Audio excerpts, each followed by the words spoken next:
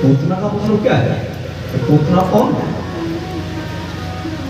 पूतना में दो शब्द हैं, पूति ना।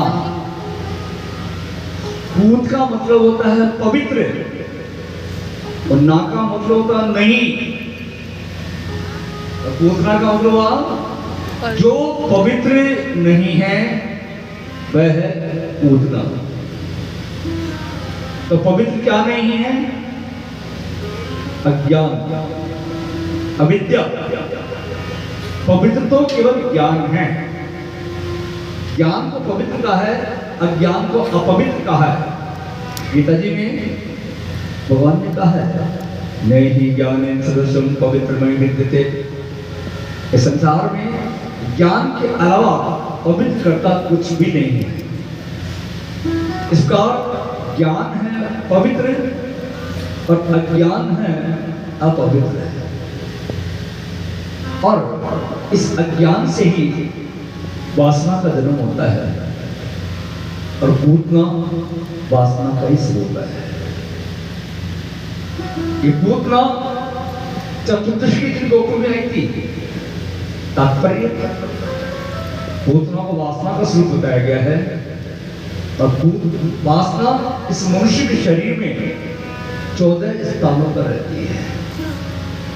5 कर्मेंद्रियां, 5 ज्ञानेंद्रियां, मन, बुद्धि, चित्त और अहंकार। इन 14 स्थानों पर ये अज्ञान, अविद्या, वासना की पूतना रहती है। कैसे?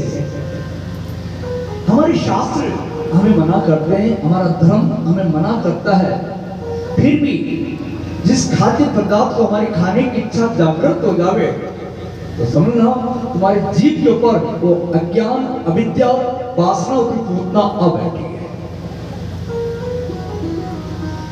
कामुक बातों को सुनने की हमारी इच्छा जागृत हो जावे तो समझना तुम्हारी इन कानों पर वो अज्ञान, अविद्या, वासना की पूतना आ बैठी है। नीति और धर्म हमारे मना करता है, फिर भी हमारी आंखें पर स्त्री की तरफ दौड़ जावे तो समझो ना तुम्हारी आंखों पर वो अज्ञान, अविद्या, वासना की पूतना आ बैठी है। इस प्रकार पूतना प्रत्येक इंद्रिय में बसी रहती है।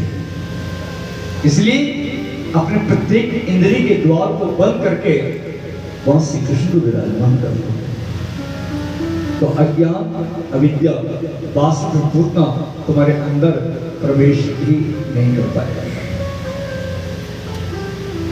ये पूतना जब गोकुल में आई थी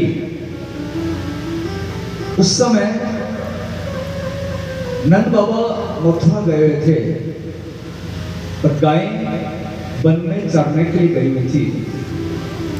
तात्पर्य कथा तो सारी जीव की है ना। गायों का वन गमन,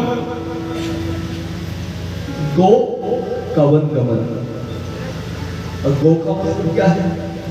अभी हमने आपको बताया था, इंद्रियां। गौ का वन गमन अर्थात इंद्रियों का विषय रूपी वन में गमन। जब हमारी इंद्रियां विषय रूपी वन में घूम रही होंगी तो अज्ञान, अविद्या, वासना की पूतना आधा। इसलिए अपनी इंद्रियों को विषयों से हटा करके प्रभु मार्ग में लगा। तो अज्ञान, अविद्या, वासना की पूतना तुम्हें सता नहीं पाएगी। नंद बाबा का मथुरा गमन, नंद बाबा मथुरा कहते हैं, नंद का मतलब है जीव। ये जीव जब हृदय रूपी गोकुल को छोड़ करके मथुरा अर्थात शरीर सुख, शारीरिक सुख में खो जाता है तो अज्ञान, अविद्या, वासना पूतना आधा होती है। पूतना जब गोकुल में आई थी तो राक्षस के वेश में नहीं आई थी, एक सुंदर सा गोपी का रूप बना के आई थी। पूतना बाल कृष्ण को अपनी गोद में लेके खिलाने लगी। भोली इस समय यह सोचती है लाला को तो गोपी खिला रही है, चलो मैं अपने घर के अन्य कार्यों को निपटा लेती हूँ।